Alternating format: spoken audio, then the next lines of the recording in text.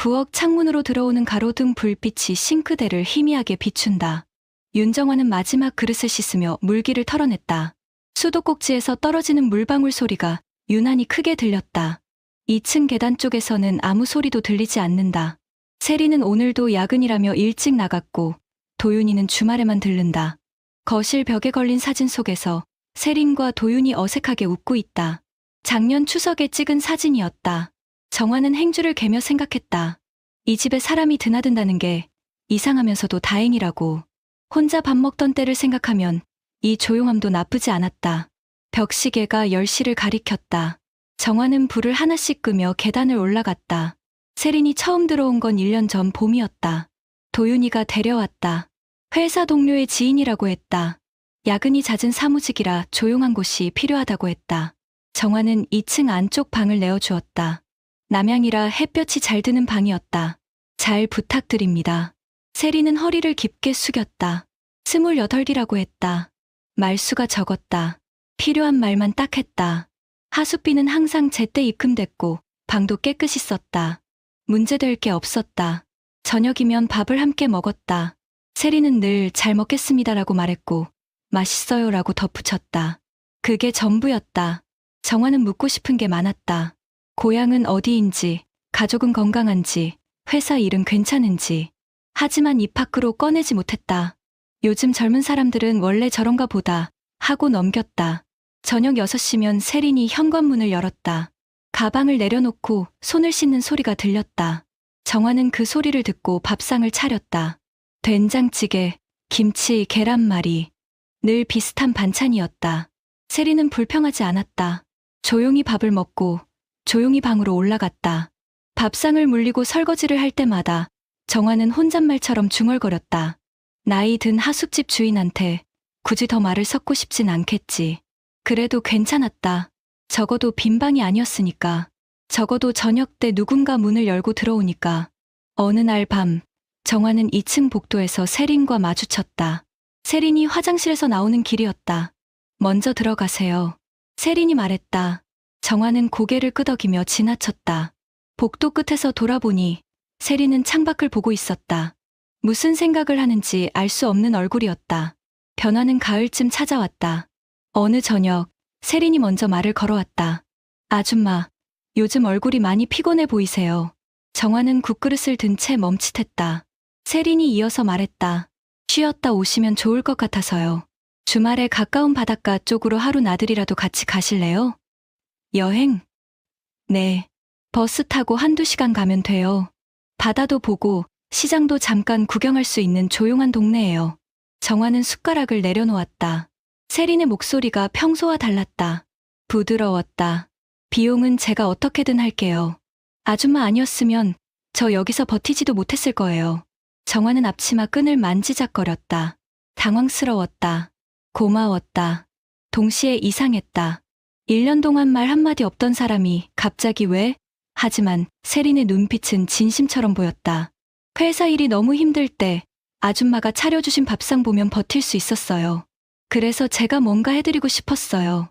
정화는 목이 메었다. 이 나이에 누군가 자기를 걱정해준다는 게 낯설었다. 도윤이도 바쁜데 하물며 남인 세린이. 주말에 도윤이가 들렀다. 세린의 제안을 전하자 도윤이는 찬성했다. 이모, 한번 다녀오세요. 세린 씨가 이렇게 챙겨주는데 이모 혼자 계속 집만 지키잖아요. 그래도 저도 요즘 바빠서 자주 못 오는데 미안했어요. 세린 씨가 좋은 사람이에요. 믿어도 돼요. 도윤이의 말이 결정타였다. 정화는 고개를 끄덕였다. 그래, 한번 믿어볼까? 이 나이에 온천 여행이라니 설레기도 했다. 세린은 환하게 웃었다. 다음 주 토요일 라퍼스로 다녀와요. 아침에 나가서 저녁에 돌아오면 딱 좋을 것 같아요. 정화는 그 웃음을 보며 나쁜 아이는 아니구나 생각했다. 금요일 저녁, 거실 테이블 위에는 세린이 가져온 노트북과 서류들이 펼쳐져 있었다. 세린은 노트북으로 이것저것 화면을 넘기며 말했다. 정화는 옆에서 돋보기를 쓰고 화면을 같이 들여다봤다. 여행 가방을 싸면서도 실감이 나지 않았다. 언제 마지막으로 여행을 갔었나? 남편이 살아있을 때였나? 세린은 휴대폰으로 무언가를 신청하다가 갑자기 화면을 보며 표정이 굳었다. 아줌마, 이거 제 이름으로는 가입이 안 된대요. 왜? 무슨 일인데? 예전에 제 이름으로 문제된 게 있어서 그런가 봐요. 본인 인증이 자꾸 막혀요. 세리는 가방을 뒤졌다. 지갑을 꺼내 확인했다. 카드만 있고 신분증이 없었다. 어떡하지? 차량 예약이랑 숙소를 한꺼번에 묶으려고 했는데 정화는 가만히 서 있었다. 세리는 휴대폰 화면을 보여주며 말했다. 아줌마 이름으로 하면 수수료도 안 나가고 바로 된대요. 잠깐만 도와주시면 안 될까요? 인증만 한번 지나가면 끝이에요. 정화는 망설였다. 신분증을 빌려준다는 게 찜찜했다. 어디선가 신분증 도용 이야기를 들은 것도 같았다. 하지만 세리는 여행까지 준비해준 사람이었다. 거절하기가 미안했다. 게다가 여기서 문제가 생기면 여행을 못 갈 수도 있었다. 그래, 잠깐만 쓰는 거지? 네, 정말 금방이에요. 차량이랑 숙소만 확인하면 돼요. 정화는 지갑에서 주민등록증을 꺼내 휴대폰 옆에 올려두었다. 화면 속 작은 창에 이름과 번호가 입력되기 시작했다. 사진 속 자신이 어색하게 웃고 있었다. 세리는 조심스럽게 받아들었다. 감사해요, 아줌마. 정말 금방 올게요. 세리는 휴대폰을 들고 방으로 잠깐 들어갔다. 정화는 거실에 남아 TV를 켰다가 곧 다시 껐다. 가슴 한구석이 불편했다. 설마 나쁜 의도는 아니겠지. 나를 이렇게 챙겨주는데. 그렇게 스스로를 달랬다. 10분쯤 지나 세린이 거실로 내려왔다. 휴대폰을 내려놓으며 환하게 웃었다. 다 됐어요. 이제 내일 버스만 타면 돼요. 정화는 신분증을 받아 지갑에 넣었다. 이상한 기분은 사라지지 않았지만 애써 무시했다. 은행 창구 앞 대기 의자는 조용했다. 번호표 기계 옆 화면에서는 광고, 영상만 반복되고 있었다. 유리창에 비친 자신의 얼굴이 어색하게 느껴졌다. 가끔 번호를 부르는 안내음만 울려 퍼졌다. 대기 공간은 조용했다. 번호를 부르는 안내음만 가끔 울렸다. 곧 담당 직원이 정화의 이름을 부르며 상담실 안으로 안내했다. 정장 차림이었지만 얼굴 표정이 굳어 있었다. 직원은 모니터를 정화 쪽으로 천천히 돌려 보여주었다. 윤정화 고객님 맞으시죠? 직원이 화면을 돌려 보여주며 말했다. 이상 거래가 여러 건 잡혀서 긴급 확인이 필요합니다. 정화는 잠이 확 깼다. 사기라니, 무슨 소리지? 직원은 주변 사람들을 의식하듯 목소리를 낮추어 말했다. 고객님 명의로 최근 개설된 계좌들에서 고객님이 모를 만한 큰 금액이 들어왔다가 빠져나간 기록이 여러 번 보입니다. 정화는 귀가 먹먹해졌다. 심장이 빠르게 뛰었다. 손이 떨려 지갑을 제대로 열지 못했다. 옆에서 세린이 말했다. 요즘은 본인 확인 엄청 까다롭대요. 아줌마, 별일 아닐 거예요. 세린의 목소리는 놀랍도록 침착했다. 아무렇지도 않은 것처럼. 정화는 그게 더 이상했다. 직원은 정화를 별도 상담 부스로 안내했다. 좁은 책상 사이로 자리를 옮기자 직원이 태블릿 화면을 정화 앞으로 내밀었다. 어르신, 최근 한 달 동안 어르신 명의로 개설된 계좌가 4개입니다. 이 은행들 기억나십니까? 화면에는 은행 로고와 계좌 번호가 떴다. 정화는 본 적 없는 숫자들이었다. 무슨 소리예요? 나는 그런 계좌 만든 적 없어요. 평생 한 은행만 쓰는데 전형적인 명의 도용에 가까운 패턴입니다. 고객님이 직접 하신 게 아니라면 누군가가 고객님 이름을 이용하고 있는 겁니다. 직원은 화면을 넘겼다. 거래 내역이 나왔다. 입금, 출금, 입금, 출금. 숫자들이 어지럽게 움직였다. 오늘 안에 이 거래 내역들을 정리하지 않으면 나중에 고객님께서도 의심받으실 수 있어서요. 지금 바로 이상거래 신고를 같이 걸어두시는 게 좋겠습니다. 정화는 가슴이 철렁 내려앉았다. 다리에 힘이 풀렸다. 직원이 팔을 가볍게 받쳐주었다. 괜찮으세요? 내 이름으로 내가 모르는 일이 벌어지고 있었다는 건가요? 그렇습니다. 다만 지금부터는 고객님이 피해자라는 걸 분명히 해두시는 게 좋습니다. 정화는 상담실 문을 나와 대기 공간에 앉았다. 세린이 다가와 물었다. 무슨 얘기였어요? 정화는 대답하지 못했다. 그저 창밖만 바라봤다. 어둠 속으로 사라지는 풍경들이 자기 삶 같았다. 별도 상담실 안은 숨이 막히도록 조용했다. 모니터 화면에는 정화의 이름과 주민번호, 여러 개의 계좌 목록이 떠 있었다. 은행 측 조사 담당 직원이 서류를 천천히 펼쳐 보였다. 종이 냄새가 났다. 지난달부터 고객님 명의 계좌로 여러 사람의 돈이 들어왔다가 곧바로 다른 계좌로 옮겨지는 패턴이 반복됐습니다. 총액만 8억이 넘습니다. 그럴 리가 없어요. 나는 통장도 받은 적 없어요. 정화는 소리쳤다. 목소리가 떨렸다. 잠깐 다른 상담실에 들어가 있겠다는 세린의 모습이 떠올랐다. 직원은 침착하게 물었다. 어르신, 진정하시고요.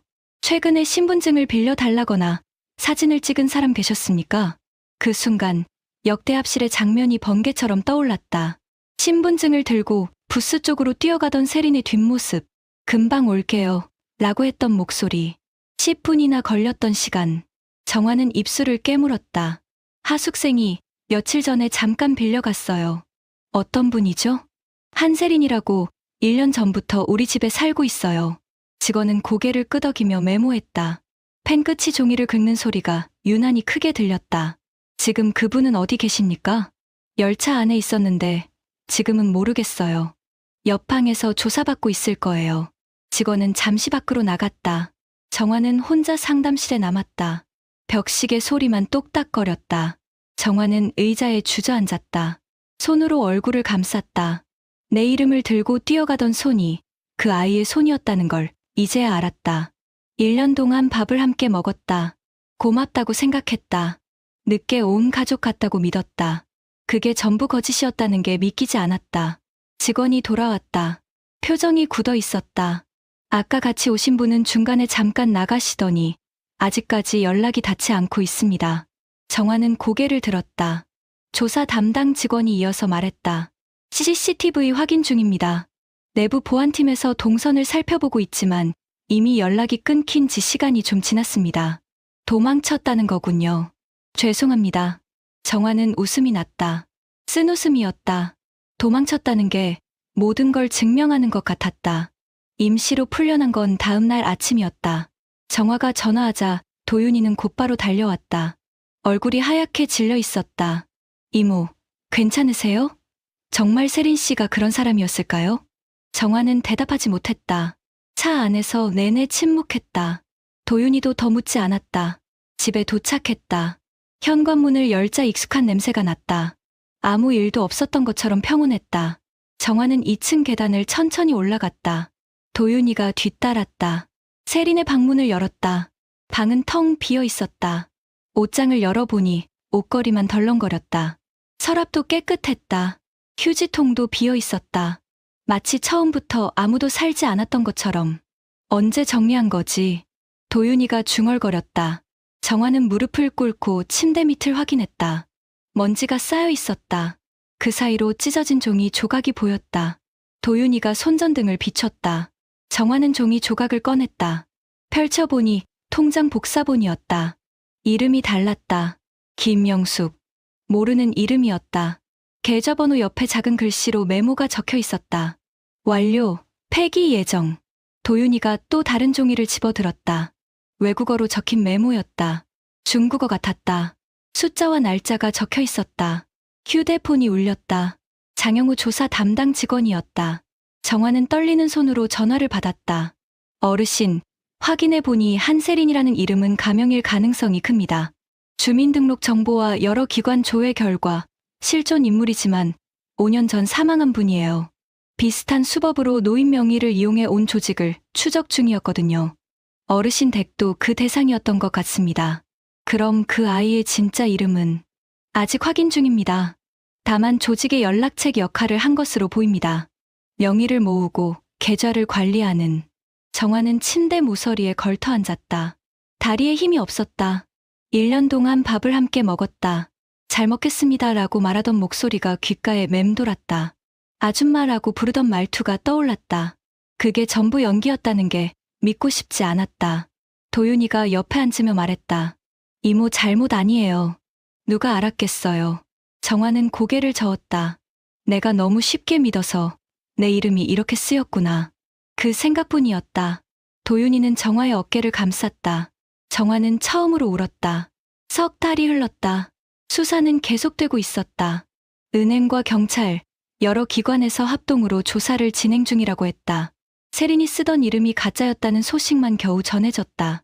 26이었다. 나이도 속인 거였다. 어느 날 은행과 구청에서 마련한 피해자 설명회가 열렸다. 정화는 작은 강당 맨 뒤쪽 자리에 앉았다. 대부분 노인이었다. 어떤 할머니는 지팡이를 짚고 있었다. 어떤 할아버지는 휠체어에 앉아 있었다. 앞쪽 스크린에는 이번 사건에 연루된 사람들에 대한 짧은 설명이 자막으로 지나갔다. 세린이었던 사람의 이름도 그 안에 있었다. 세린이었던 사람. 1년 동안 밥을 함께 먹었던 사람. 정화는 그 모습을 물끄러미 바라봤다. 사회자가 말했다. 혹시 오늘 경험을 나누고 싶은 분이 계시면 편하게 말씀해 주세요. 정화는 망설이다가 천천히 손을 들고 통로 마이크 앞에 섰다. 다리가 후들거렸다. 사람들의 시선이 한꺼번에 쏠리는 게 느껴졌다. 스크린 속 그 아이의 사진은 끝내 정면을 바라보지 못하는 것처럼 보였다. 저는 그 아이를 늦게 온 가족이라고 생각했습니다. 정화의 목소리가 떨렸다. 마이크가 그 떨림까지 증폭시켰다. 밥을 같이 나눈다는 게 얼마나 큰 일인지 알았거든요. 혼자 사는 사람한테는 더 그렇습니다. 그런데 제 이름이 그 아이에겐 그저 쓰고 버리는 도구였더라고요. 강당은 조용했다. 누군가 훌쩍이는 소리가 들렸다. 정화는 이어서 말했다. 70명이 넘는 사람들이 돈을 잃었대요. 저보다 나이 많은 분들도 계시고 평생 모은 돈을 다 날린 분도 계시대요. 그 사람들도 저처럼 누군가를 믿었을 거예요. 그게 제일 억울합니다. 내 이름이 그런 일에 쓰였다는 게. 정화는 박미선을 똑바로 봤다. 박미선은 끝내 고개를 들지 않았다. 용서하라고 하면 할 수 있을 것 같기도 해요. 그 아이도 누군가한테 속았을지 모르니까. 하지만 잊을 수는 없을 것 같아요. 제 이름으로 고통받은 사람들을 생각하면. 정화는 마이크에서 물러났다. 다시 자리에 앉았다. 도윤이가 손을 잡아 주었다. 정화는 창밖을 봤다. 미워하는데 내 남은 생을 다 쓰고 싶진 않았다. 그렇다고 쉽게 잊을 수도 없었다. 설명회가 끝난 뒤에도 사람들은 자리에서 쉽게 일어나지 못했다. 정화는 강당 뒤쪽 문을 나서면서 스크린을 한 번도 돌아보지 않았다. 주민센터 창구 직원이 신분증을 건넸다. 새로 발급받은 주민등록증이었다. 플라스틱이 반들거렸다. 정화는 사진을 봤다. 낯선 얼굴이었다. 아니, 낯익은 얼굴이었다. 그동안 잊고 살았던 자기 얼굴. 은행도 돌았다. 잘못 개설된 계좌를 정리하는데 2달이 걸렸다. 4개 은행을 다 돌아야 했다. 각 은행마다 서류가 달랐다. 도장을 찍고 사인하고 확인하는 과정이 반복됐다. 마지막 은행에서 나오는 길, 정화는 벤치에 앉아 한참을 쉬었다. 새 신분증을 꺼내봤다. 윤정화, 주민등록번호, 주소, 발급일자, 간단한 정보들이었다.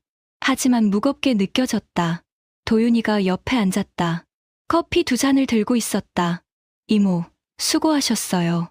고맙다. 정화는 커피를 받아들었다. 따뜻했다. 이모, 이제 이 이름은 누구 것도 아니고 그냥 이모 거예요. 우리가 같이 지켜요. 정화는 조용히 웃었다.